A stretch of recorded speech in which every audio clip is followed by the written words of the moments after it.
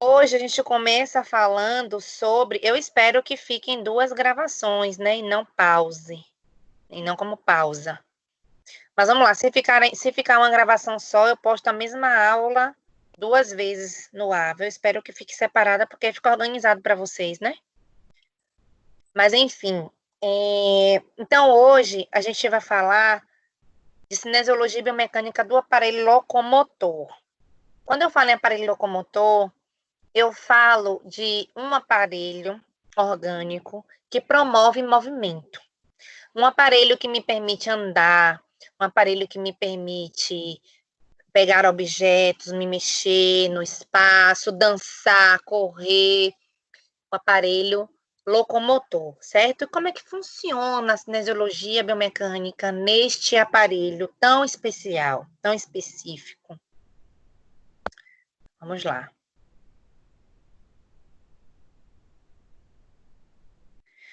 O slide resolveu travar.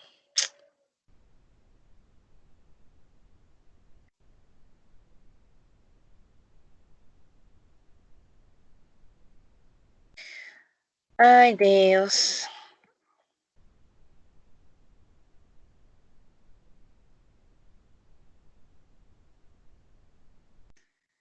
Meninos, eu vou sair e voltar agora mesmo, só para fazer um teste aqui, porque eu não estou conseguindo passar. Eu vou sair e voltar, fiquem aí.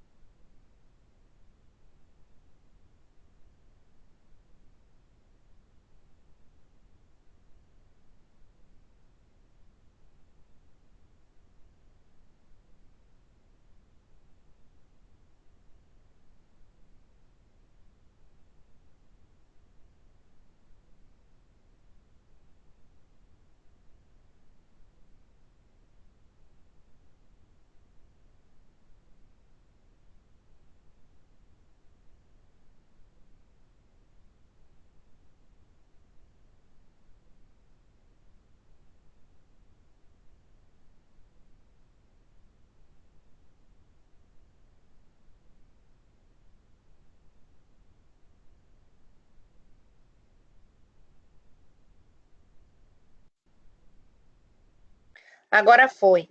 Se eu ver que ficou muito ruim, eu vou desativar a minha imagem, tá? A câmera. Mas agora parece que vai. Ok. Então vamos lá. Quando a gente fala de sistema locomotor, deixa eu botar para gravar de novo. Ah, continuou gravando.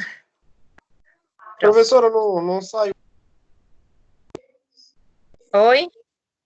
Continua aqui no slide do tornozelo e pé ainda. E continuou gravando a aula. Alguém consegue visualizar o slide que eu estou mostrando de sistema muscular? Aqui só tá tornozelo e pé. Sim, tá uma... Sim. Aqui está aparecendo o sistema muscular. Sistema muscular. Glória Aqui a está o Deus. sistema muscular. Pronto, então só uma pessoa que está com tornozelo e pé ainda. Tenta sair e voltar, que eu te aceito de novo.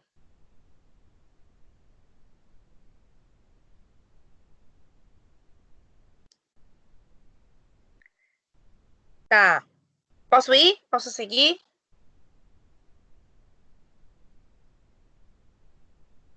Todo mundo me ouve, né? Não tem problema nenhum, não.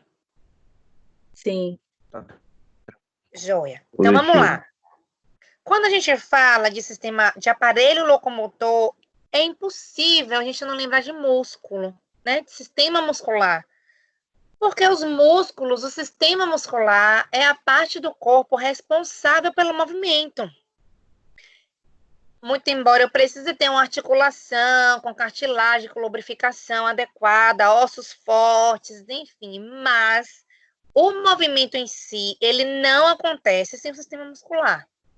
E sem o sistema nervoso central, né? Porque é o nervo que vai lá levar informação para o músculo e o músculo realizar a contração, né? Mas assim, movimento e músculo é arroz e feijão, queijo e goiabada, café e leite, é tudo a ver um com o outro, certo? É o par romântico perfeito, tá? Então, os músculos, eles são considerados como elementos de contribuição do movimento humano por exercerem a força. Por que ele traz como elemento de contribuição? Porque, como eu falei para vocês, eu preciso de um sistema nervoso funcionando e de um nervo passando pelo músculo, levando informação adequada para que a contração aconteça.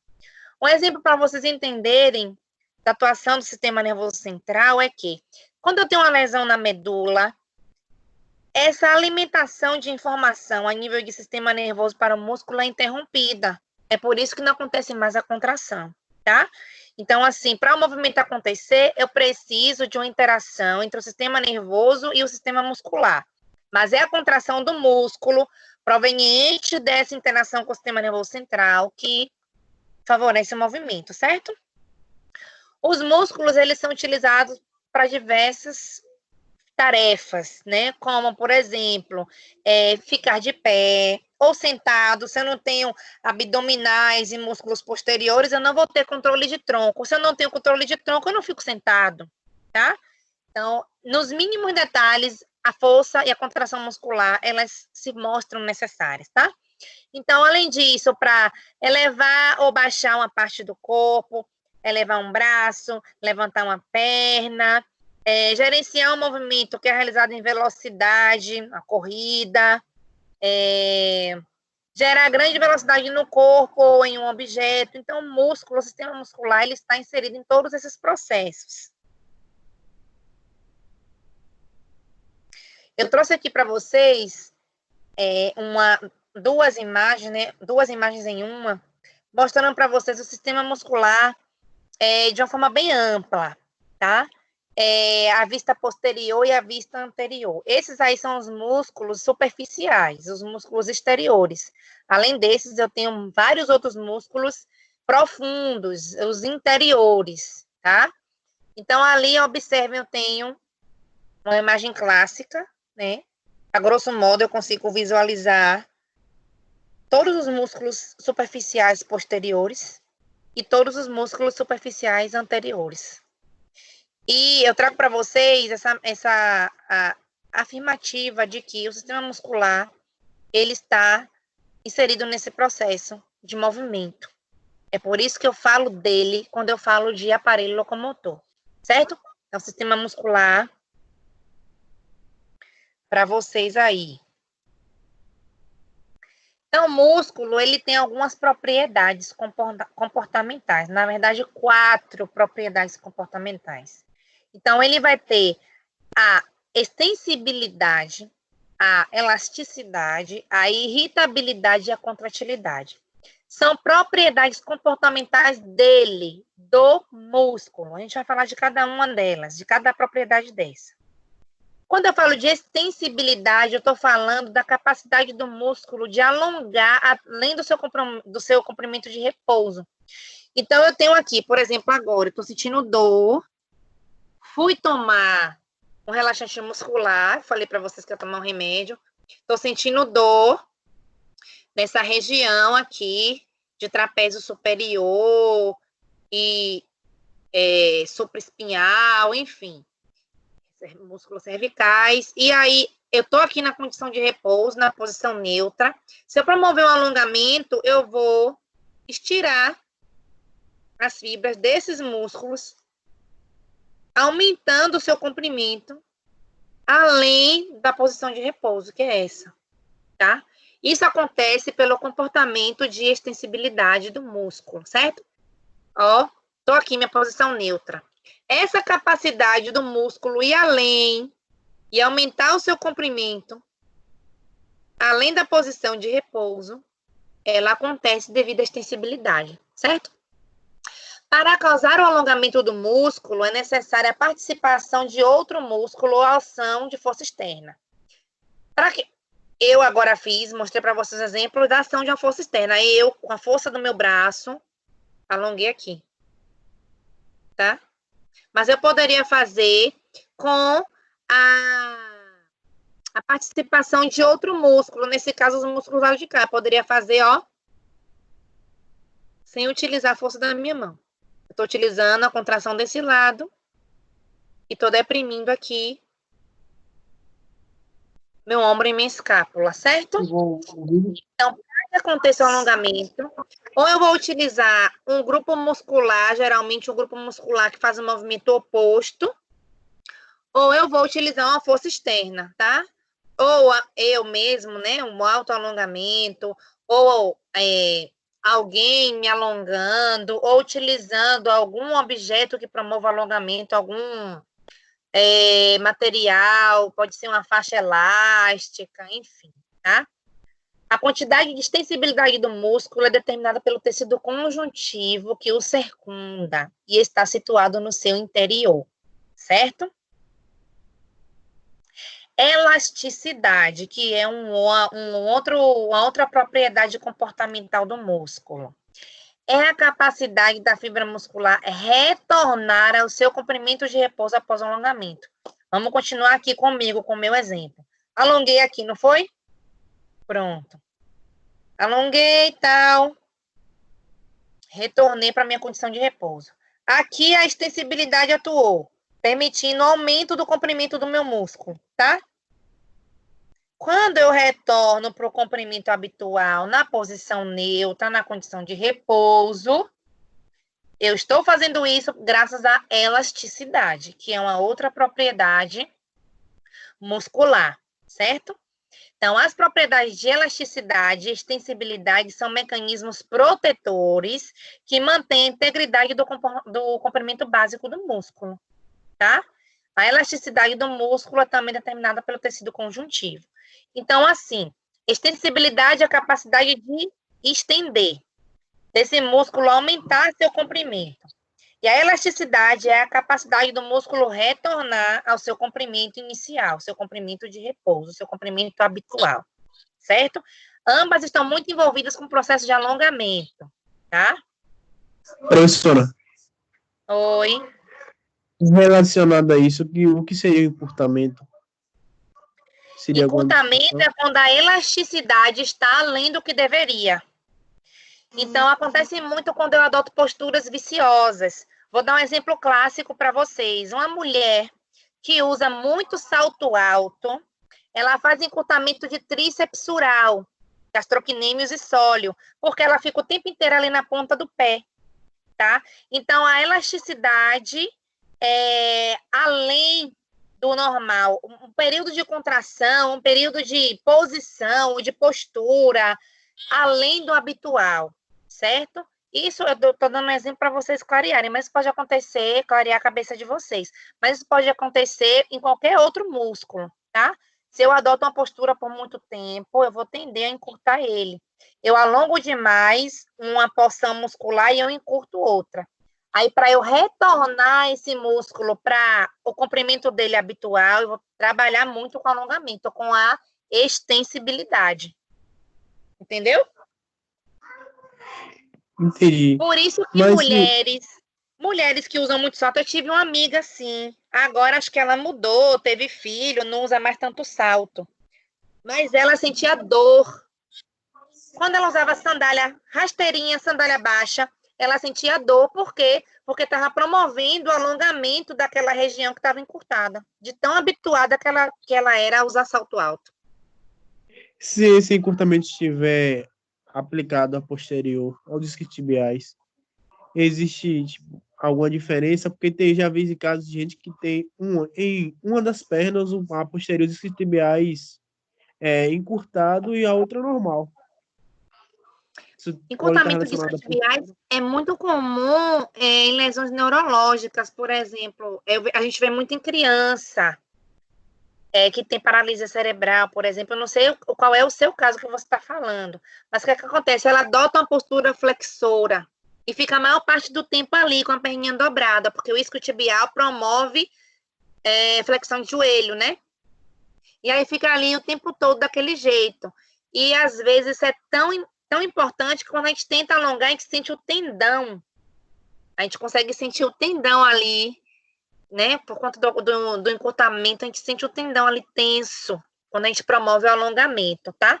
Mas encurtamento discotibiais pode ser por vários fatores. Eu trouxe esse exemplo clássico porque acomete muito. A criança ela tende a adotar a postura flexora e o isquiotibial é um flexor de joelho e aí acaba fazendo esse encurtamento.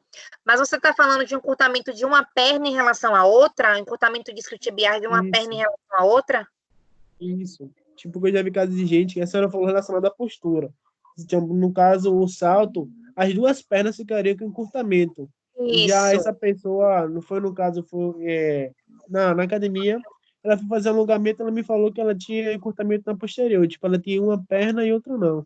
Isso está relacionado a, tipo, a isso, uma lesão, tipo, na genética física, ou tipo, mau utilizamento desse músculo por ela não fazer alongamento? Pode ter vários fatores. Como eu não conheço o caso, pode ter várias razões para isso, né? Uma perna em relação à outra é algo raro de acontecer. Ela pode ter tido uma lesão prévia e não te falou naquela perna, e por essa razão ela desenvolveu um encurtamento. Aí tem que entender qual foi a lesão, quanto tempo ficou imobilizado, porque se precisou imobilizar com gesso, com tala, com alguma coisa, ficou um tempo ali imobilizado, aí perde trofismo, perde volume muscular, e perde também essa capacidade de extensibilidade, pode evoluir com encurtamento mesmo, tá? Mas aí precisa entender a causa. As causas são infinitas, entendeu? Entendi. Obrigado. Mas aí é o caso de você alongar. Se ela referiu esse alongamento, e se de fato ela tem esse encurtamento, desculpe, e de fato ela tem o encurtamento, a opção A para resolver isso é alongar. Alongar, alongar, alongar, tá? Para poder quebrar essa cadeia de encurtamento, certo? Beleza, então vamos lá. Em relação à elasticidade, o músculo possui em seu comportamento elástico dois tipos de componentes principais. Eu vou ter o componente elástico em paralelo e o componente elástico em série. O componente elástico em paralelo é uma propriedade elástica passiva do músculo, derivada das membranas musculares, o qual fornece resistência quando o músculo é estirado passivamente, tá? Essa elasticidade. Ele vai resistir ao estiramento muscular, o componente elástico em paralelo. O componente elástico em série é uma propriedade elástica passiva do músculo derivada dos tendões, a qual age como uma mola ao amenizar a energia elástica quando o músculo sob tensão é estirado. Então, um está mais envolvido com o grupo muscular, a parte contrátil mesmo, que é o paralelo, e o em série tem uma relação maior com os tendões, é derivado dos tendões, tá? E o em série, ele vai agir como uma mola, ele vai armazenar energia quando esse músculo é estirado. Ele armazena energia ali. E quando esse estiramento é cessado, por exemplo, aqui, houve estiramento, tá? Eu soltei. É um movimento natural de retorno, certo? Isso acontece com todos os grupos musculares. Se eu alongar aqui agora, ó, vai estar acontecendo aqui o componente elástico em série, tá? Ó, essa absorção em mola aqui, para quando eu soltar, finalizar o alongamento, é natural retornar para a condição de repouso, certo? Deu para entender? A elasticidade, nunca esqueçam isso, ela vai trazer o músculo sempre para a sua condição de repouso após o estiramento, tá? E aí ela vai ter seu componente paralelo e um em série. Então, ambos os componentes fazem parte do componente contrátil, o qual é a propriedade do músculo que torna possível o desenvolvimento de tensão pelas fibras musculares estimuladas, ou seja, estiradas anteriormente. A ação do componente elástico em série, ou seja, o efeito mola, após o estiramento de um músculo sob tensão, gera um padrão denominado ciclo de alongamento e encurtamento. Então, ele absorve, ele concentra essa energia em mola, ali o músculo sendo estirado, e quando acaba o estiramento, ele, ó, volta para a condição de repouso. Então, é um ciclo chamado de alongamento e encurtamento, tá? Esse ciclo é caracterizado pela ação excêntrica seguida de uma ação concêntrica, certo? Existe uma outra propriedade que é a irritabilidade, que também é conhecida como excitabilidade. É a capacidade de responder ao estímulo. No músculo, o estímulo ocorre a partir de um motoneurônio que libera um transmissor químico. Por exemplo, quando a gente toca uma superfície quente, né, uma reação, é uma excitabilidade, tá? Quando pisa em alguma coisa que gera um estímulo no motoneurônio, libera um transmissor, e aí você tem uma resposta, certo? É geralmente a irritabilidade. Contratilidade, a capacidade do músculo de gerar tensão e encurtar ao receber estímulo suficiente. Alguns músculos podem encurtar até 50% a 70% do seu comprimento de repouso, imagine. Diminuir a metade, né? A faixa média é cerca de 57% do comprimento em repouso para todos os músculos esqueléticos, tá? Então, a contratilidade é esse poder de gerar tensão. E aí, contrai, né? Contratilidade de contração, gera tensão, encurta após receber um estímulo, e aí gera um movimento. Falando um pouquinho sobre a estrutura muscular, meus queridos, os grupos de músculos estão localizados em compartimentos, denominados fáscia. Eu não sei vocês, eu sempre dou esse exemplo, porque eu gosto de dar exemplo para vocês visualizarem, tá? Às vezes são uns exemplos meio doidos, mas é bom que vocês visualizam. Quando a gente vai no açougue, tem determinadas peças de carne que elas vêm separadas, parecendo que é porção. Cruz Machado, se eu não me engano, vem assim. O próprio músculo, né? Me dê 1 quilo de músculo. A gente consegue ver bem. Quando a gente vai tratar a carne, não tem um negócio que parece uma pelinha entre uma parte de carne e outra? Aquilo ali é a fáscia. Tem gente que tira, tem gente que não tira, né? Tem gente que na hora de tratar sai tirando aquilo tudo e desprezando. O negócio bem fininho, molinho, não é aquela parte mais rígida, não. É aquela parte bem molinha mesmo, molinha. Aquilo ali é a fáscia. O papel dela é separar o músculo em compartimentos, tá? Então, os músculos, eles são separados por compartimentos e eles são separados pela fáscia, certo? É uma lâmina de tecido fibroso que divide os músculos por grupo funcional, tá? É importante ressaltar que os músculos localizados em um mesmo compartimento são inervados pelo mesmo nervo, tá? E geralmente eles fazem o mesmo movimento, promovem o mesmo movimento. Por isso que eu sempre falo a vocês, grupos de flexores, grupo de extensores, porque aquele grupo muscular vai ser inervado pelo mesmo nervo e eles vão realizar a mesma ação, o mesmo movimento, certo? Uma única célula muscular é chamada de fibra muscular. Estou trazendo para vocês aqui a estrutura muscular, tá? Então, aqui, ó, ao observarmos com o microscópio, nós podemos verificar que a fibra é decomposta em diversas miofibrilas, as quais apresentam estrias transversais, resultantes de filamentos claros e escuros, dispostos em uma ordem que forma padrões repetidos de faixas. Observe na imagem aí, eu tenho o músculo, né? Ali, pelo corte, ali é um cotovelo e aqui eu tenho um bíceps, vamos imaginar assim, né? Pela imagem. Eu tenho um músculo, aí dentro do músculo eu vou ter um fascículo, dentro desse fascículo eu vou ter uma fibra muscular. Dentro da fibra muscular eu vou ter essa disposição, né? Esse filete. E esse filete é organizado em sarcômeros, tá? No sarcômero eu vou ter as propriedades contráteis. Eu vou ter a ação da actina e da miosina, elas se ligam, fazendo junção desses propriedades e promovendo a contração. Elas se unem e retornam, se unem e retornam. Então, eu vou ter a banda clara e a banda escura, certo? Deixa eu ver o que foi que eu botei aqui. A faixa escura é a miosina e a faixa clara é a actina. Quando a contração muscular ocorre, a actina se liga à miosina, tá? Ó. E aí ocorre a contração muscular, certo?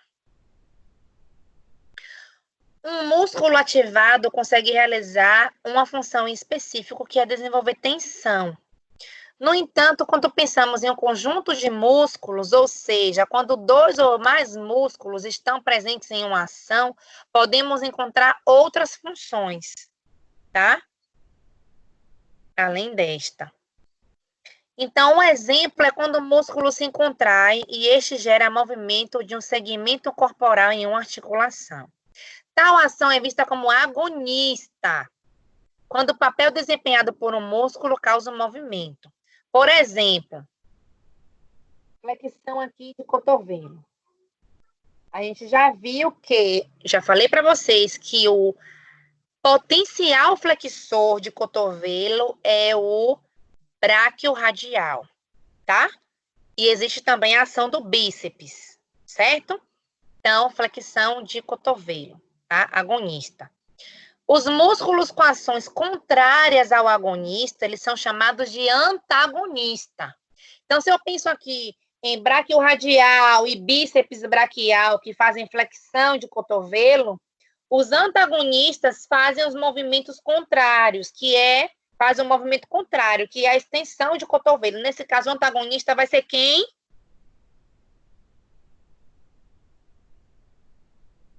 Tríceps. Tríceps. Perfeito, tá? Então, se eu estou pensando agora em extensão de joelho, quando eu falo em extensão de joelho, o agonista vai ser quadríceps. O antagonista vai ser quem?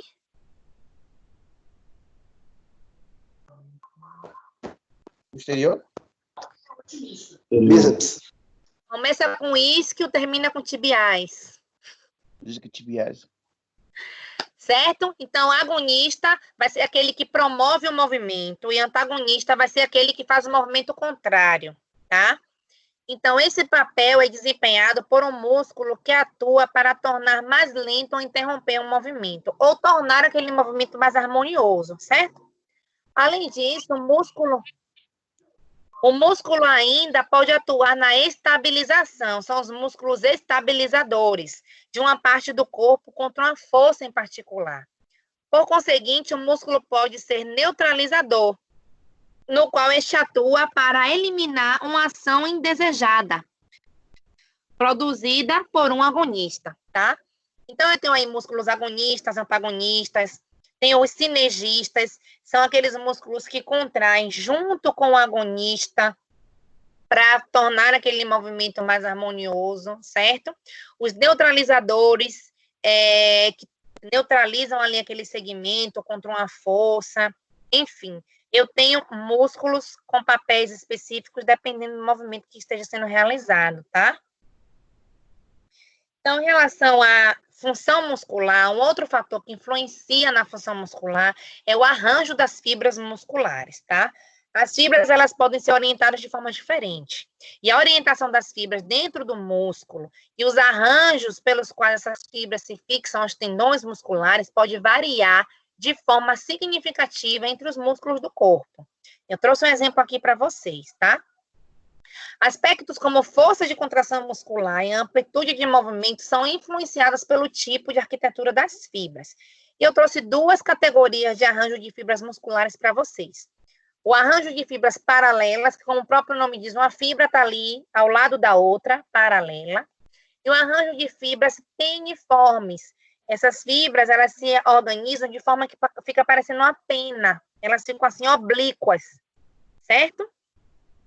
Aqui uma imagem para vocês, ó. Então, o arranjo de fibras paralelas é o arranjo das fibras dentro de um músculo na qual as fibras são aproximadamente paralelas, no eixo longitudinal ao músculo.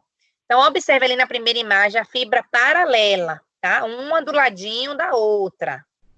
Paralela, uma paralela à outra. Já o arranjo de fibras peniformes é o padrão das fibras dentro de um músculo com as fibras curtas, inserindo-se em um ou mais tendões. Então, as fibras são menores, elas vão se inserir em um ou mais tendões, elas vão ter essa orientação mais oblíqua, certo? Então, acaba dando para a gente uma lembrança de pena, digamos assim. E aí, a gente começa a falar de sistema articular, que é super importante quando a gente fala de sistema locomotor também, tá? A gente tem várias articulações, de diversas particularidades cada, e a gente vai tratar um pouquinho disso agora. Então, as articulações, elas são classificadas de formas diferentes, e as classificações, elas são relacionadas às capacidades de realizar movimentos. Então, a gente pode classificar as articulações em 3 tipos: sinoartroses, anfiartroses e diartroses. Vamos lá. As sinoartroses, elas vão se diferir das outras porque são articulações fibrosas que podem atenuar a força, no entanto, permitem poucos movimentos nos ossos articulados. Já as anfiartroses são articulações cartilaginosas que atenuam as forças aplicadas e permitem mais movimentos dos ossos adjacentes quando comparadas às articulações sinoartroses. As diartroses, por conseguinte, são articulações onde superfícies ósseas articuladas são cobertas por cartilagem articular, uma cápsula articular que circunda a articulação e uma membrana sinovial também, tá? Então, uma vai diferir da outra de acordo com as suas características. E temos a articulação sinovial, né? A articulação sinovial, elas variam amplamente em sua estrutura e nas capacidades de realizar movimentos. Tem esse nome, a articulação sinovial tem esse nome porque ela é banhada, ela é lubrificada por um líquido que chama líquido sinovial. Esse líquido sinovial é produzido dentro da articulação através do movimento. Se eu não me movimento, se aquela articulação não é movimentada, ela deixa de produzir líquido sinovial. Ela acaba ficando mais rígida, menos lubrificada, e acaba acontecendo esse efeito cascata, tá? É por isso que o movimento é tão importante. Então, as articulações sinoviais são classificadas de acordo com o número de eixos de rotação presentes. As articulações que permitem movimentos ao redor de 1, 2 ou 3 eixos de rotação são chamadas de articulação. Se for em relação a um eixo, uniaxial. Se for em relação a 2 eixos, biaxiais. Se for em relação a 3 eixos, triaxiais, tá? Respectivamente, né? Óbvio.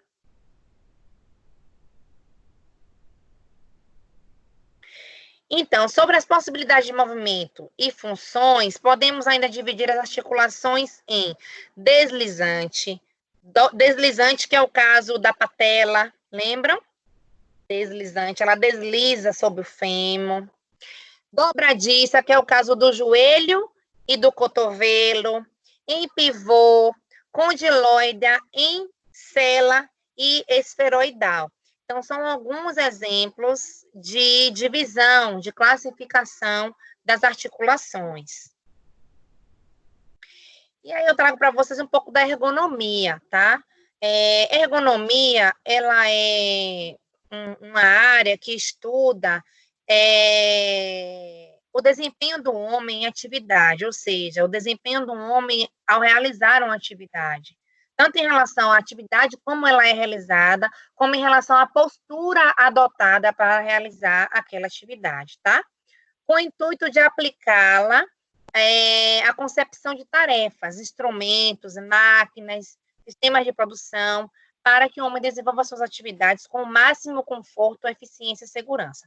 A ergonomia hoje é uma área muito falada em todas as áreas que vocês puderem imaginar, inclusive nas áreas esportivas, tá? Ela começou há muitos anos atrás e ela ficou muito conhecida por ser extremamente importante nos processos de trabalho, por conta das causas trabalhistas, por conta da consolidação das leis trabalhistas, que é a CLT, E aí ela começou a ser conhecida, a ergonomia começou a ser muito falada e muito conhecida por conta disso, certo? E hoje ela também é aplicada em diversas áreas, inclusive no esporte, tá?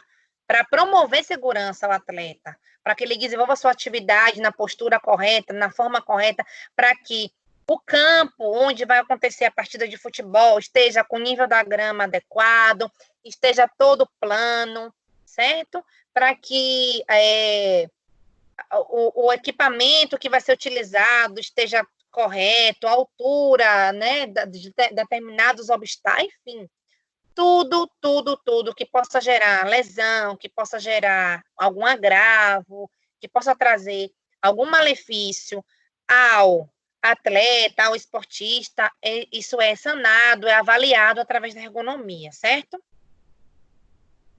Então, trazendo a ergonomia para o contexto da educação física, os movimentos esportivos, eles têm sido estudados com o objetivo de prevenir lesões. Por isso que vocês devem se perguntar, né? A professora é fisioterapeuta, por isso que ela fala sempre de fratura. A professora é fisioterapeuta, por isso que ela fica falando de lesão. Não.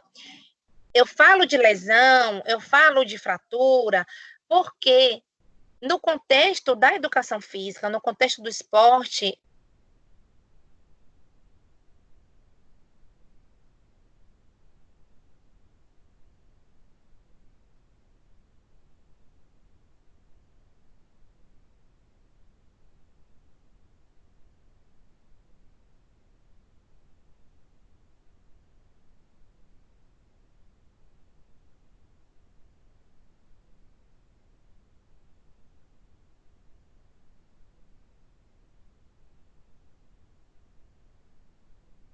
todo mundo está me ouvindo, gente? Me dá um sinal.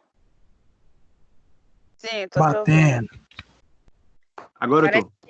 Parece que teve uma instabilidade aqui. Eu não sei aí onde vocês moram, mas aqui está muita chuva.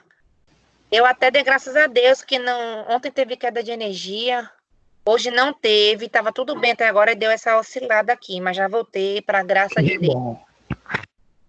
Chega de intercorrências nas nossas aulas. Certo? Então, eu vinha falando isso, que o educador físico, ele precisa ter esse olhar cuidadoso para as lesões, e a ergonomia está aí para isso, tá?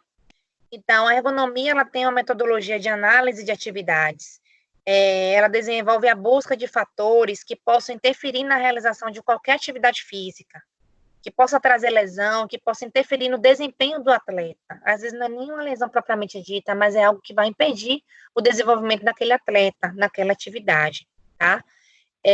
Buscando soluções para o aperfeiçoamento em qualquer situação. Cadê? Em qualquer ocupação, que fica um negócio aqui na frente, tá? Então, é muito importante a gente ter esse olhar em relação à ergonomia quanto a educadores físicos, que vocês logo, logo serão. Ainda falando da ergonomia, a gente pode encontrar aspectos ergonômicos em situações simples, do dia a dia profissional, do dia a dia no esporte, enfim. Na escola, por exemplo, o professor, ele pode notar, trouxe esse exemplo aqui, uma postura de um aluno. Aquela uma postura, ela pode trazer para aquele aluno, posteriormente, lesões na coluna, lesões no ombro, né, cervical, enfim. Quando pensamos no esporte, por exemplo, a altura do selim da bicicleta, ela pode influenciar tanto no desenvolvimento de uma lesão para o ciclista, como ela pode também trazer malefícios para o ciclista, como uma má performance naquela prova, tá? Então, observe que a altura do selim da bicicleta é fundamental, e esse olhar, ele é trazido pela ergonomia, tá? Assim como vários outros exemplos que a gente pode trazer, como do campo de futebol que eu falei para vocês, certo? Se aquele campo não está em condições físicas adequadas, é o olhar da ergonomia que está ali identificando isso, certo? Além disso, é como encontrarmos ofertas sobre diferentes calçados que oferecem maior estabilidade na pisada e assim um melhor desenvolvimento na corrida, tá? Então, o calçado, o tênis, um tênis que é para corrida X, para corrida Y, é para desenvolvimento disso, daquilo, também tem relação direta com a ergonomia, tá certo? É muito importante a gente ter esse olhar. E o sistema locomotor, ele é diretamente influenciado por questões ergonômicas. Certo, meus amores?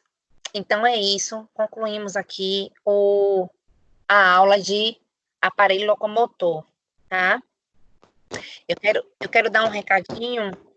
Por favor, prestem atenção. Quem já saiu da aula, se vocês puderem colocar lá no grupo, é o seguinte. O print da unidade 3 e 4 vai valer nota nesse bimestre também. Eu vou recolher na aula.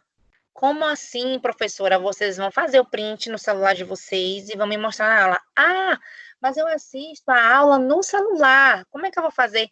Não tem problema. Vai mandar no WhatsApp da mãe, do marido, da esposa, do irmão, do vizinho não, porque o vizinho está em isolamento igual a você, vocês não vão ter esse contato. De preferência, alguém da casa de vocês, que vocês estão isolados juntos, tá? Então, manda, e aí na hora eu vou botar, por exemplo, aqui, quem tá aparecendo o primeiro da lista para mim aqui é David. Cadê, David? Mostra aí teu print. Ele vai me mostrar e eu vou anotar. Agora, Leanderson. Agora, Lenival. E por aí vai, tá? Por que que eu tô fazendo isso? Porque fica mais fácil para vocês e para mim. Porque eu tenho 6 disciplinas. Então, eu tenho Camila em 3 disciplinas. E Camila, quando manda no meu e-mail, não me diz a disciplina que ela faz. Então, acaba que eu lanço a nota de Camila A no portal de Camila B. E aí gera um transtorno depois para pedir ajuste de notas, enfim. Quando eu pego aqui, eu já vou botar no meu papelzinho. Cinesiologia, biomecânica, educação física. David, tantos pontos. Leanderson, tantos. Lenival, tantos. E por aí vai. E aí, quando eu finalizar a aula, eu já vou lá e lanço. E aí não tem risco de ter erro para vocês e para mim, entende? Então, no primeiro bimestre foi muito confuso essa parte. Muita gente, professora, minha nota não foi lançada, não sei o que. Na verdade, eu tinha lançado a nota na outra turma, enfim. Porque foram muitos prints ao mesmo tempo no meu e-mail, sem essa identificação, tá? E aí eu vou pegar o print de hoje a 8 na hora da aula, ok? Vamos ter também trabalho. Eu vou mandar tudo bonitinho escrito para Márcio. Vou mandar no WhatsApp de Márcio. E aí, Márcio encaminha para vocês como é que vai ser o trabalho, tá bom? Vai ser um trabalho sobre cinesiologia e biomecânica em fluidos aquáticos. Aí eu vou sugerir para vocês. Vai ser em equipe, tá? Aí eu vou sugerir para vocês, cada equipe vai falar de um determinado esporte com envolvimento aquático, natação, polo aquático, canoagem, e aí a gente vai, eu vou descrever direitinho como é o trabalho. Beleza, meus amores? Tudo certo. Tranquilo. Obrigado. Professora, no Alguma caso, dúvida? esse trabalho aí seria a nota do segundo trimestre, né? Que tá lá faltando. A transversal do segundo bimestre, porque não tem nada a ver com a prova, é a nota dos trabalhos mesmo, tá? Entendi. Aí eu vou mandar no WhatsApp, ontem eu tava vendo... ele manda no grupo, porque aí fica registrado. Tranquilo. Professora, a senhora não lançou a nota da minha prova, não? Quem é? Yasmin. Yasmin, me manda uma mensagem. Eu vou fazer correção de nota amanhã de tarde. Aí, quem tiver com alteração,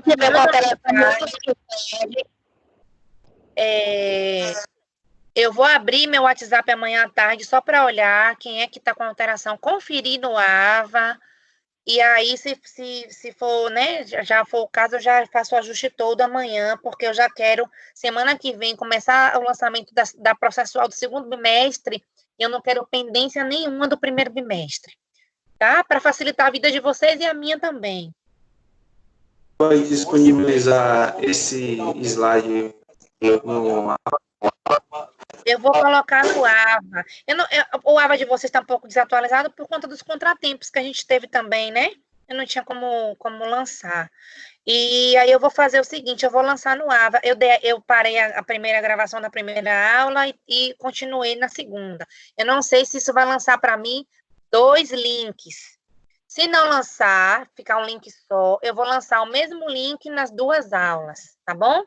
Mas eu vou lançar tudo no Ava, a gravação da aula. Beleza? Professora, Obrigado. me